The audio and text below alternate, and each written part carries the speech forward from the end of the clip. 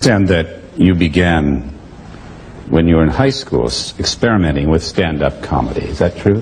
Yeah, I did stand up for about a year and a half in Los Angeles while in between sort of the end of high school and before I came to Juilliard. And I started out doing impressions. That was kind of the thing that sort of was my entree in. Mm-hmm. We come now to what, for me, is one of the most sacred moments of these evenings.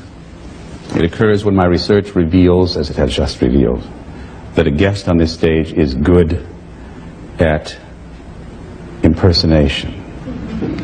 When someone has the gift, I cannot resist. I am told that you are so adept at it.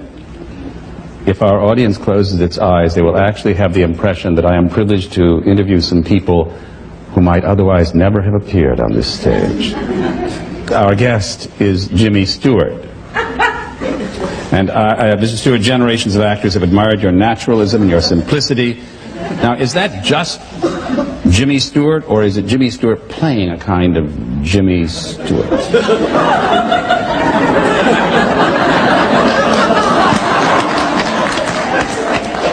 Well, no, Jimmy, I know what you're saying. I'm aware of what you're trying to say, and the answer is yes.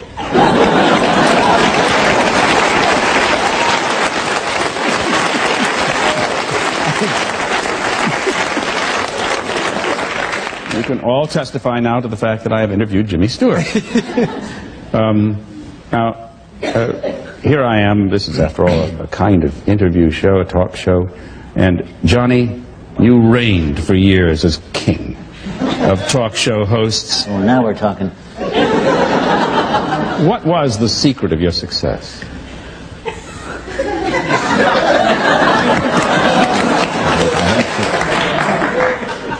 You know, Jimmy, I'd love to answer that, but I don't work on Mondays.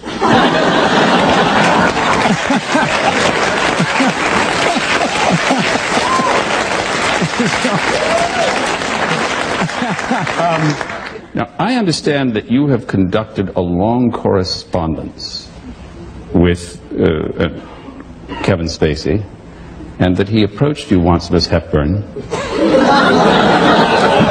And I would like to know whether what's that story? Have you actually corresponded? What do you write? He's a stalker.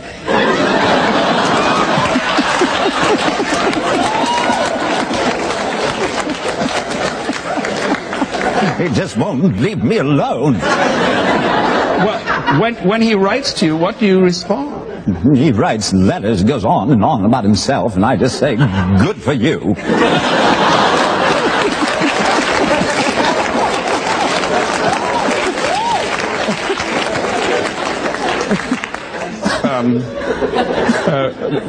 I would like to ask you, please, because you are a very good director as well as a wonderful actor, Mr. Eastwood.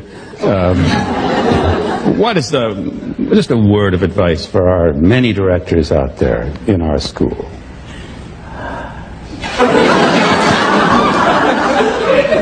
Well, I'd say get it done by 4 so you can hit the links. Mr. Gielgud, am I on the right track? Mr. Gielgud, American actors envy your impeccable diction. How did you acquire it? No, went to school, you know, trained for years and years.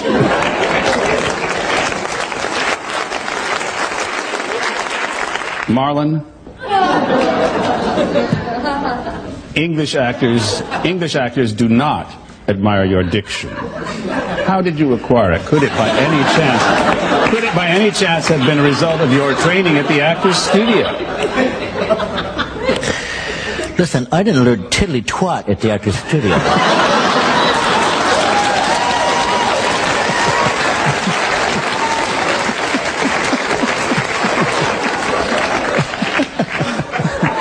And frankly, I'm just sick and tired of all you cats just living off my name forever. So leave me alone and bring me the Doritos, would you?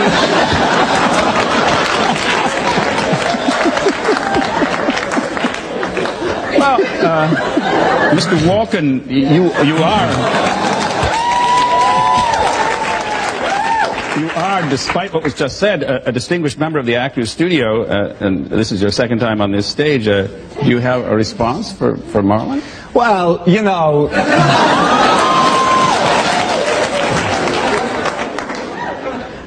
He's just stoned, you know. You gotta forgive him, you know. He's crazy that way. I'm going to call on another member of the Actors Studio, distinguished member of the Actors Studio, to respond. Mr. Pacino. You've already been immortalized by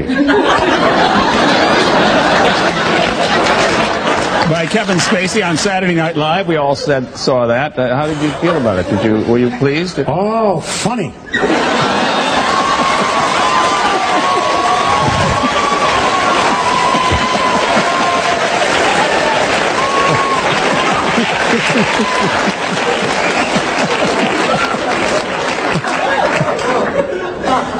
Didn't bother you at all? No. Can I get a cappuccino?